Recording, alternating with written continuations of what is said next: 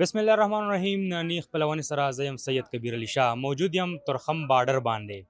افغانستان کډوال روان دي. 13 څو ورځې مخکې هم زه راغلی وم.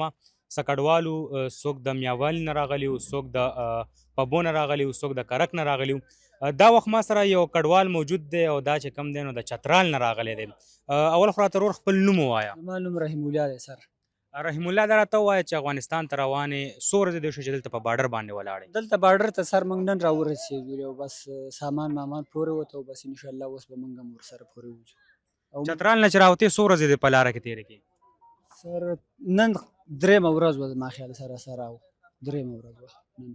د فیملی نور کسان دې څه شو؟ فیملی نور کسان هغه مخکې لاړ زنانه وي، ښه. بس دلته تکلیف کېږي دغه کېږي هغه زما خیال سره کیمپ ته هلته رسېدلي دي سر.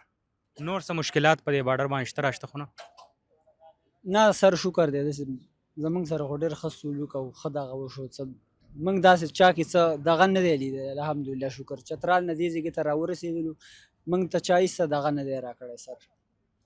دا راته چا ووایه کړی نه یو هېڅ ظلم زیاتی، بس خپل مرضۍ باندې موږ روان یو سر خپل ملک افغانستان ته. صحیح. دا راته ووایه افغانستان ته په پیله ځل روانې که دې نه مخکې هم تلې؟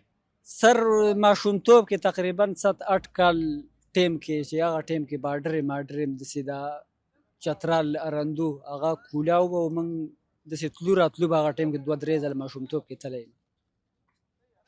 اوس چې افغانستان ته روانې نو څه محسوسې؟ په خوشحالۍ ځې که په خفګان ځې؟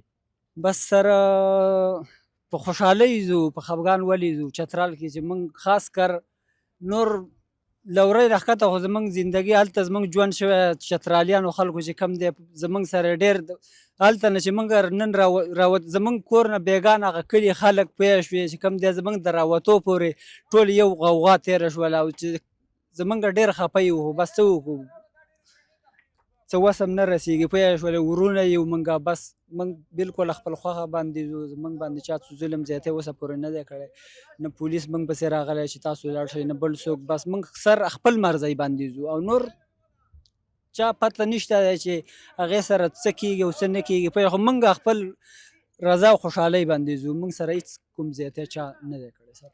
د پاکستان عوام نه او د پاکستان حکومت نه څومره خوشحاله یې؟ پاکستان عوام نه سر ډېر زیات خوشحاله یو، ډېره خسته زندګي ورسره موږ تېره کړې ده پوه شوې. الله تعالی دې داسې یو ټیم الله دې نه راولي، خو که داسې بیا هم کم ټیم راغی نو موږ دیو ته هر ټایم کې لبیک وایو، ځکه زموږ ورونه دي، دیو سره زموږ د مسلمانۍ رشته ده، دیو سره زموږ د کلمې رشته ده. او څومره وخت ستاسو د مشرانو شو په دې پاکستان کې؟ څومره ژوند هم تېر کو؟ سر زموږ د مشرانو کم از کم 40-45 سال به کېږي په پاکستان کې. دومره ټیم یې شوی دی پاکستان کې زموږ د مشرانو. مشران خفه دي، خوشحاله دي؟ کور کې بیبې څه وایي؟ بیبې خفه ده خوشحاله ده؟ ځکه چې دلته بیا ډېر ژوند تېر کړي، خلکو سره بیا مینه محبت وي، تعلقات ګاونډیتوب دا به وي. راوتې د چترال نه څنګه چې تا په خپلو خبرو کې ویل چې خلک خفه وو؟ سر خامخا خفګان خو راځي، دومره ټیم یو انسان په یو ملک کې تېر کړي، ګاونډیان غم ښادي هر څه یو شي. خو بهرحال بس الله دې موږ له د زړه صبر راکړي، والله دې هغه خلکو له هم د زړه صبر، ځکه چې زموږ نه زیات خفه هغه خلک وو. او چې موږ خدای شته دی چې راتلو چترالیان وایي غوټ چاړه ته غوټ وایي، نو موږ داسې شوي وو چې چاړهګان شوي، موږ بېرته چا ته خبرې موږ کولی نه شو، خالي هغو سره میلاو شو او بس رالو. بس لاره کې بیا هغو ته واپس رنګونه کول چې یاره دغه ټیم کې زموږ خولې باندې خبرې نه راتللې. خو بهرحال موږ نه خامخا غلطي شوي دغه شوي، موږ هغو تاسو نه معافي غواړو. هېڅ خبره نه ده، موږ رونه یو. او دا راته ووایه چې افغانستان کې د کوم ځي؟ افغانستان کې د کونړ یو سر موږ. دا غزي د حکومت نه څه مطالبه یا څه خواهش څه شته؟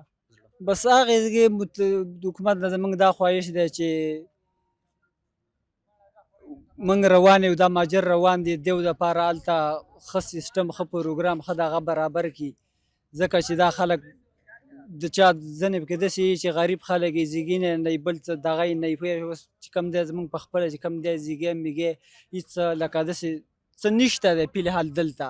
هلته هم کور یا ځمکه هېڅ هم نشته؟ هېڅ نه دی پوه شولې. نو د هغو نه زموږ دا خواهش دی که موږ ته هلته داسې څه سیسټم جوړ کړي چې موږ خپله زندګي هغې کې مخې ته تېره کړو او ملک هم دی دغه دی نو سر پوه شوې چې کم دی نو بس زموږ د هغې نه دا خواهش دی چترال کې هم کار څه کولو چترال کې سر موږ پلسترو او شیټرینګ میټرینګ دا کار به کوو نو اوس به خپل ملک آبادول غواړي انشاءالله بس هغه سامان سره سامان هم راغلی دی زما بس د دغو کې هغه پیټ شو پوه شوې هغه سامان هم راغلی انشاءالله بس الله دې دواړه په الله دې پاکستان هم آباد کړي او افغانستان دې هم آباد کړي او زموږ سره الله دې ټول مسلمه زموږ چې کوم مسلمانان ملکونه دي الله دې ټول دا آباد کړي الله دې ټول مسلمانان په اتفاق او په اتحاد لري او موږ یو ورونه یو او الله دې زموږ د پاکستان او د افغانستان وروري تر قیامته قایم وساتي ډیره مهرباني الله دې خوشحاله ساته زموږ ورورې ګرانو کتونکو تاسو د